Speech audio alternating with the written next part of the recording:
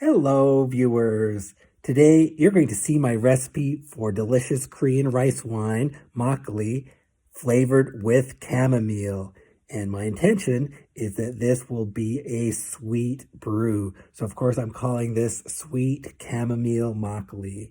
So just like Peter Rabbit had some chamomile to calm down after a tough day, this is what we're gonna do. This recipe will attempt to be deliberately sweeter, and I know a lot of viewers are interested in sweeter brews, so that's what we're going to be trying for this time.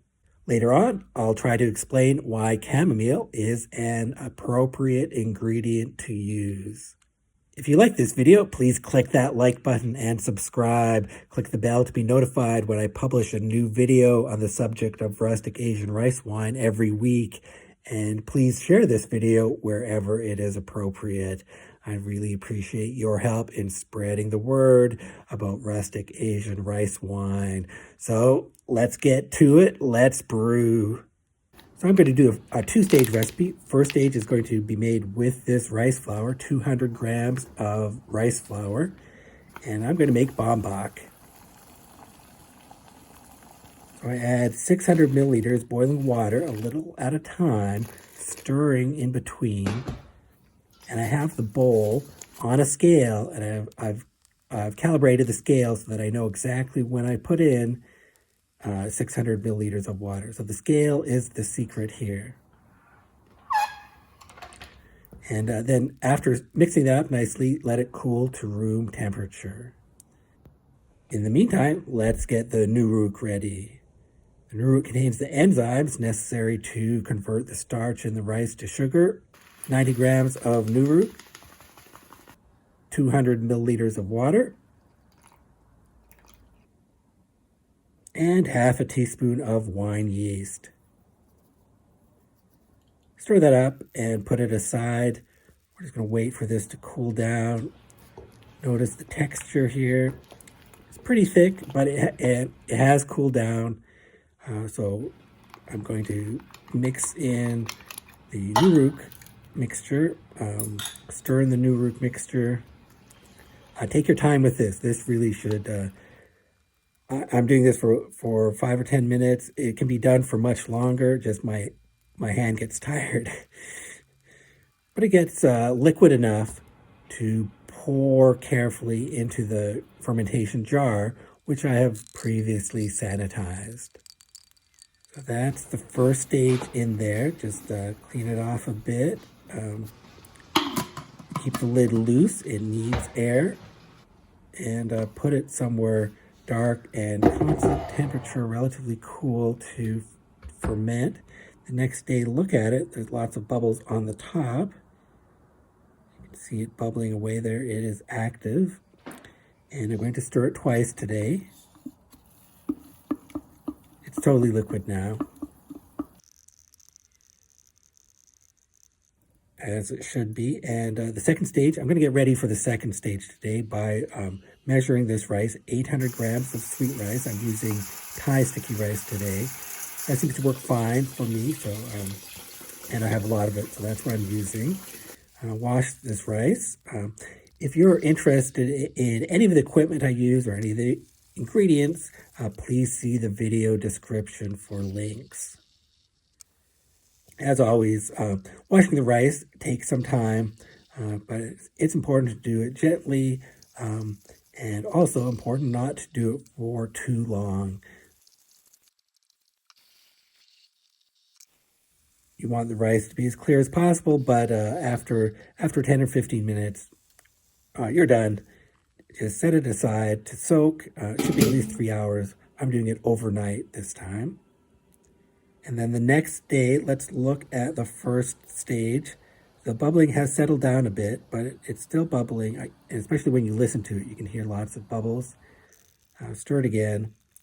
But let's get to our star ingredient. That's the chamomile. So let's talk about the chamomile.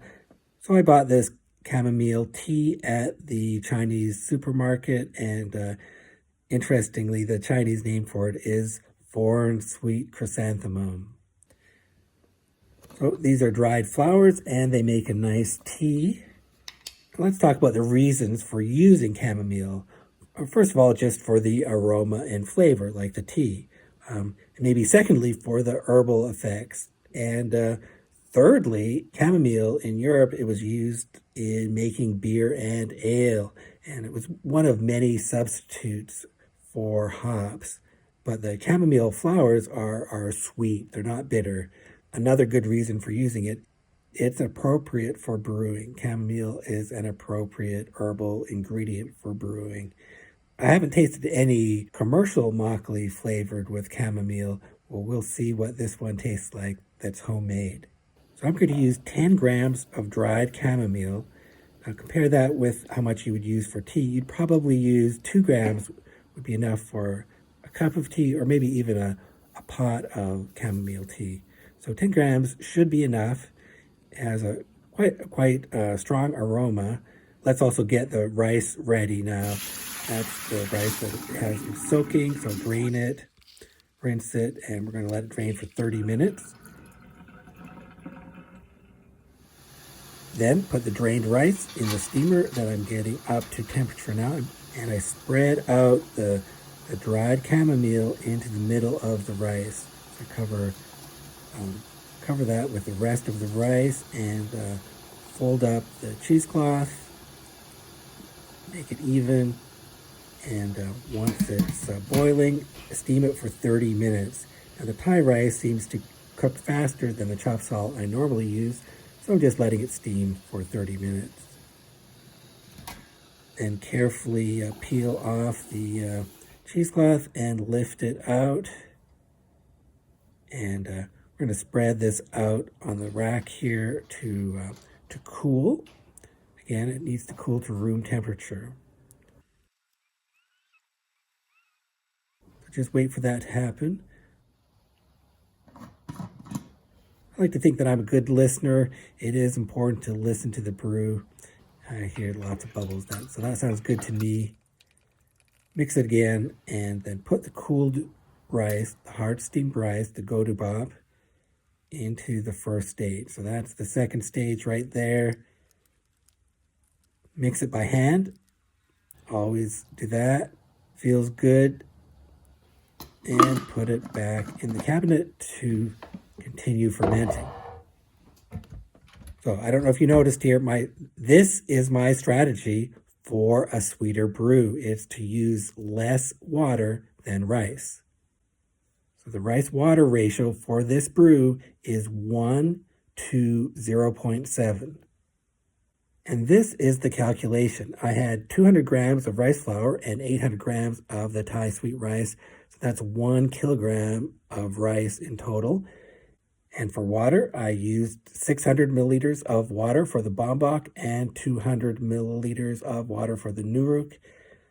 I need to subtract 100 milliliters for the rice flour hydration, because I started off with dry rice flour. If it had been soaked, it would contain 100 milliliters of water. That 200 grams of rice flour would contain about 100 milliliters of water if it had been soaked. Since I started with dry rice flour and I did not soak it, that means that 100 milliliters of this is used up for the rice flour hydration. So in total, that's 700 milliliters, and the overall ratio is 1 to 0.7. On day 3, you can see the rice has soaked up all the liquid, but it looks pretty uniform. I can hear it fermenting, so it's going fine. On day 4, I can see the bottom layer of liquid. Now, since this does have less water, it is going to be slower to ferment. So keep that in mind. Watching this, I think this is slower than it would be, that if it had more water, the fermentation progress would be faster. But we're doing this intentionally, slowing down the fermentation, allowing more sugar to build up, hopefully end up with a sweeter brew in the end. As the days go on, you can see that liquid layer, rice is falling down through the liquid layer, so that liquid layer is moving up slowly. And the chamomile is mixed in with the brew, and it's in the middle. It's not all at the top, so that's good. It's sitting in the fermenting mixture, so a lot of flavor should be extracted. And you can see it's starting to look a little more uniform. The liquid, the softer layer at the bottom is getting larger, but it is taking some time. It's already been more than 2 weeks.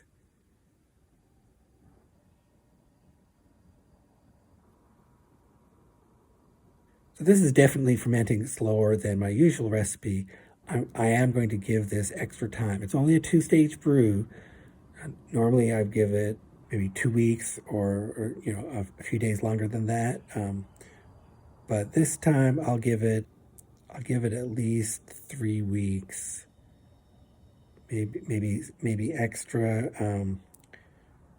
Want to be sure the fermentation has a chance to progress as far as it can before I filter it. Day 25, I think that's enough. So that's 3.5 weeks. Boil my filter bag. Stir it to feel the texture. It is more solid than normal. It's a little thicker than normal.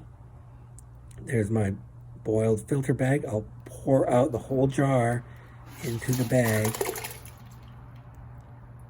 Some stuck on the bottom. I'm going to loosen that with a spoon and pour that out. Okay, that'll have to be good enough. And squeeze this. So like I said, it did feel thicker, and it does take a bit more effort to squeeze through here. But it is possible to squeeze it. So let's see how much we get. How much liquid do we get out of this? And again, since I used less water, there will be less liquid as an end result of this brew. So I end up getting about 1.5 liters instead of 2 liters. Of course, I'm not going to forget my bonus bowl. This is the jjigae. It was 363 grams. I'm going to put that back into the filter bag. So I measured it, and then I put it back in the filter bag. And I'm going to add a bit more water, 150 milliliters. And we're really going to squish that around and re-filter it. Because I didn't think I really got everything out of this. Add more water, filter it again, and it's down to 295 grams. That means I extracted an additional 68 grams, and that is delicious makgeolli right there. This is my bonus bowl.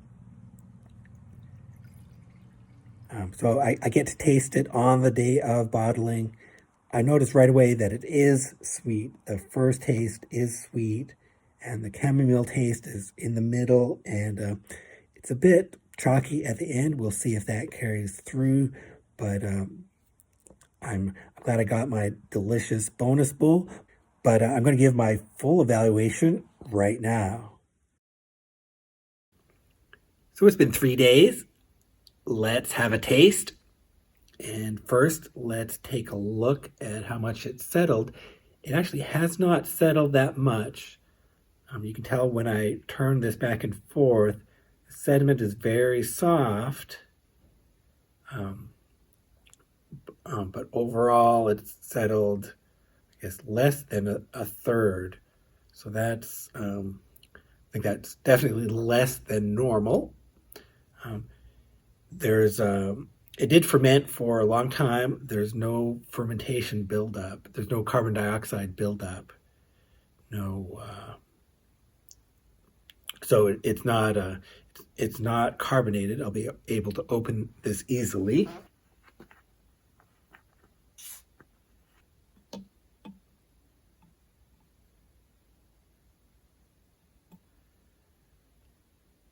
Okay, the sediment really flows quickly, but I was able to get this amount of chongju off the top. I'll taste that first and then mix this together and have another taste. So it smells a bit fruity at first, and then I smell the chamomile, the characteristic aroma a little bit later. Yeah, so that's definitely there. That's what lingers in the aroma.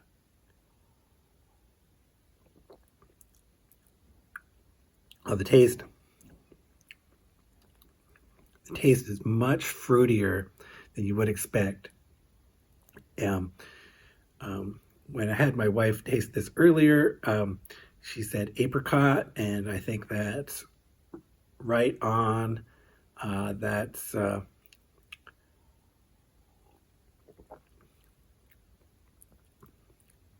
yeah, it's that bright, ripe apricot flavor, like a juicy flavor, like this, like the sun, and then later on, it's the chamomile taste, like the chamomile tea that you might expect.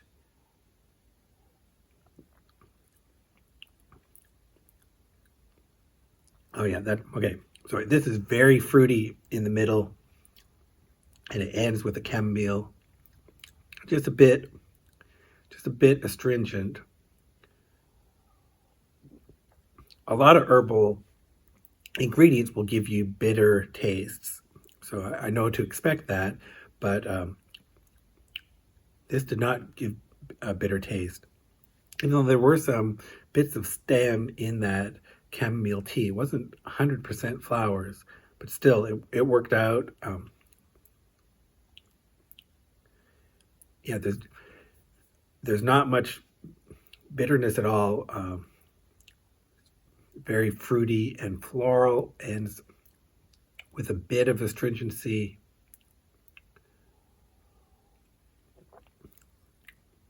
Yeah, this tastes really good right now.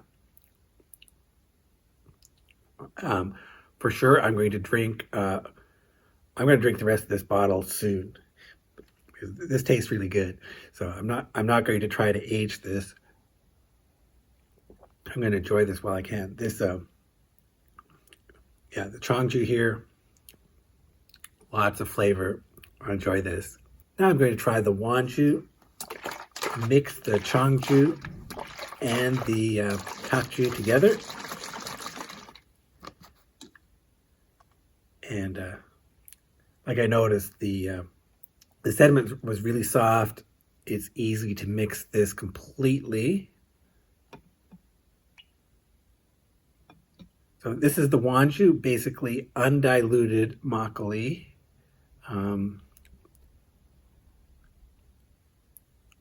So fairly thick. You can see the sediment really coats the glass.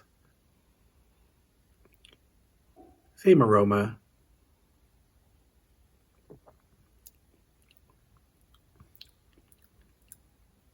Bit of a richer feel to it.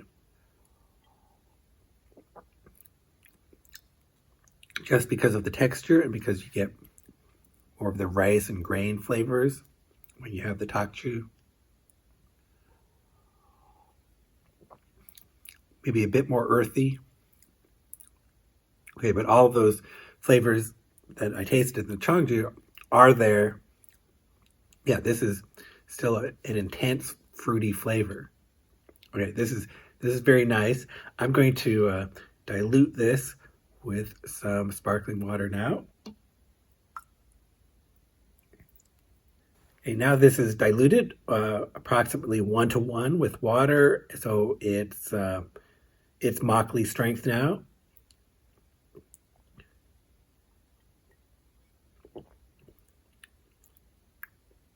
And it's just extra refreshing.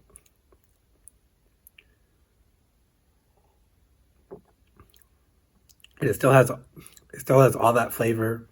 Yeah, so the right thing to do with this is to dilute. Yeah, this is so flavorful. I thought it was a relatively small amount of chamomile, but that length of time really extracted so much flavor from it, and not just the floral flavor that we expect from a chamomile tea. Really so much fruity flavor. Yeah, it's actually really surprising. From 10 grams of dried chamomile, you get all this flavor. Um, and this is one of the sweetest brews I've ever done. And of course, the reason for that is not just the chamomile. Chamomile is kind of on the spectrum of herbs. It's sort of sweet, but it's not because of the chamomile that this is sweet. It's because of the reduced water in this recipe. So the rice to water ratio was 1 to 0.7, and that rice to water ratio produces a much sweeter brew. And I thought that would be appropriate for this. And I didn't even know it would turn out to be so fruity, but I think it's even better because of that. So I think that that turned out well for me. That this is a very good result. The sweetness of the rice to water ratio combined with the fruitiness and the floral nature of the chamomile, that's the right combination. That's what I want. And yeah, so this is I really enjoyed this brew. I hope you're able to try it for yourself. Let me know in the comments what you think. And of course, let me know what you're doing, what you're brewing. I'm interested to know what's happening. And of course, I hope you're able to brew this recipe yourself one day. Yeah, it is. This is very tasty. Good apricot flavor, good aftertaste, just fruity and nice. I think this is an ideal summer makgeolli recipe. So try it out. Thank you for watching.